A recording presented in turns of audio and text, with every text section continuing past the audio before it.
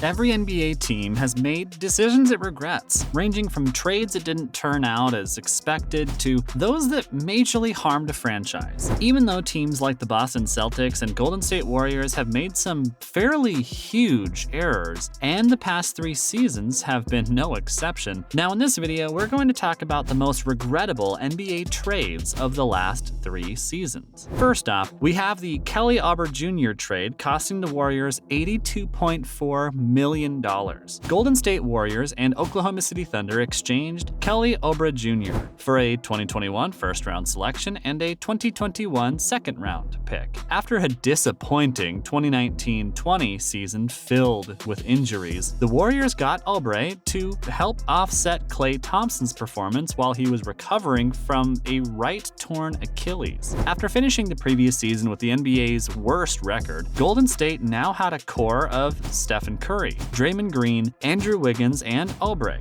and wanted to move to the finals for the 6th time in 7 years. The financial burden of adding Oubre to a franchise already facing a $66 million luxury tax penalty was huge. On top of giving up 2 selections for him, Golden State finished with a luxury tax burden of almost $117 million, by far the biggest in the NBA. Despite being able to let go of a few tiny salaries before the trade deadline, given his -12 one-swing rating, Oubre didn't contribute much to the team's 39-33 victory. Giving away the picks wasn't a big problem because the Warriors were able to keep their 2021 first-round pick and remain in the top 20, which meant handing OKC a 2021 second-round pick via the Minnesota Timberwolves. Even though he contributed little to the team, Oubre came out a major price. We can't even imagine what kind of loss they faced by spending that much on a player who didn't amount to their expectations. Next up, we have the Knicks giving up a first-round pick to not play Cam Reddish. The New York Knicks got Kevin Knox and a 2022 first-round selection from the Atlanta Hawks in exchange for Cam Reddish, Solomon Hill, and a 2025 second-round pick. When Reddish began his 3rd season in Atlanta, he averaged 11.9 points, 2.5 rebounds, 1.0 steals, and shot 37.9% from three-point range in just 23.4 minutes per game. So this trade didn't seem at all horrible at the time. It also seemed that it might be a little successful, but only time would be able to answer that. He mainly served as a reserve because the number 10 overall pick in the 2019 draft was unable to get a starting position at a Hawks squad. DeJounte Murray was acquired by Atlanta in exchange for Reddish and only required the sending of 2 of Atlanta's first-round picks to the San Antonio Spurs. San Antonio currently holds the pick, which will either become 2 second-round picks in 2026 and 27, or be protected in the top 16, top 14, and top 25 in 2023, 2024, and 25, respectively. If they trade Fournier and give Reddish more playing time, the Knicks might still be able to avoid looking foolish. They still have time to save their face in front of their fans. Giving up a first-round selection for a member of the rotation who's set to become a free agent next summer was already a mistake as it is. Moving on, the Bulls overpay Nikola Vucevic. Nikola Vucevic and Al-Farouq Aminu were traded by the Orlando Magic to the Chicago Bulls in exchange for Wendell Carter Jr., Otto Porter Jr., and a 2021 first-round pick and a 2023 first-round selection. The Bulls made an all-out effort to acquire Vucevic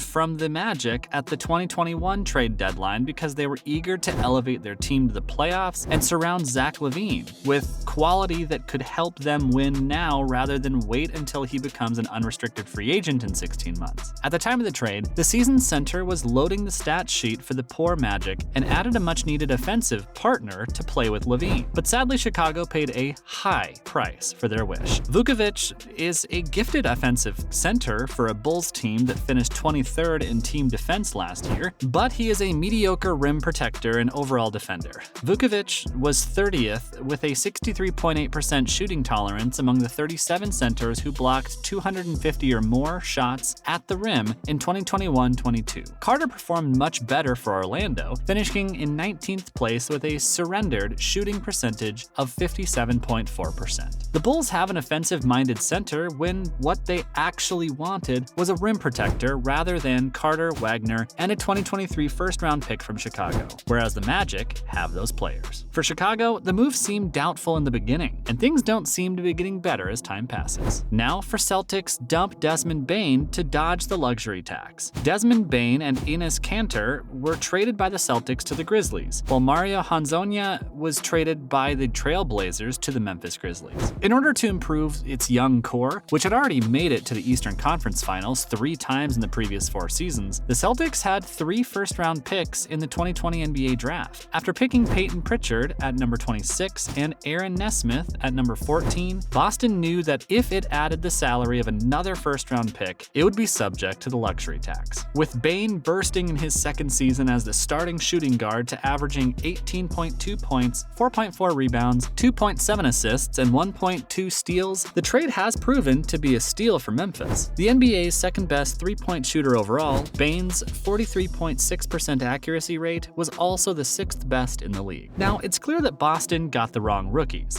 While Nesmith has since been transferred to the Indiana Pacers as part of a package to acquire Malcolm Brogdon, Bane of the Celtics may have made the difference in defeating the Golden State Warriors in the 2022 finals. The Celtics will still be among the top teams in the East next year, but if they had kept Bane, they might have already captured their first championship since 2008. Let's talk about the Lakers going all in for Russell Westbrook. In a 5-team transaction, the Washington Wizards sent Montrezl Harrell, Kyle Kuzma, Kentavious Caldwell-Pope, Russell Westbrook, and second-round selections in 2023, 24, and 28 drafts to the Los Angeles Lakers. You simply have to do it when you have the opportunity to remove some important players from a championship squad, package them with a draft selection, and trade them for an NBA point guard who is past his peak, non-shooting, and on the worst contract in the league. Not only is the trade that sent Westbrook to the Lakers the worst of the previous 3, but it might even be the worst since the 2013 Brooklyn Nets disaster. At 33, it's difficult to picture Westbrook making any big modifications to his playing style, especially given we saw little signs of this last year. However, if he concentrates on his playmaking and defense, Westbrook might still be a valuable NBA player. After all, that's the kind of talent you can't just replace so easily. With the Los Angeles Clippers and Denver Nuggets both returning to full health, the West is loaded up front. With Westbrook as the starting point guard, the Lakers are at best a play-in club and run the risk of squandering one of James's few remaining prime years. By trading for Westbrook, Rob Pelinka slammed his own title window shut, and it might never reopen around a 37-year-old James. Finally, Dallas Mavericks receive Spencer Dinwiddie, Davis Bertans. Why spend the offseason using cap space to sign Dinwiddie when you can overpay Tim Hardaway Jr. and later trade your third most crucial player for him? The Mavs might be worried due to Porzingis' long list of wounds, including the most recent problem with his right knee.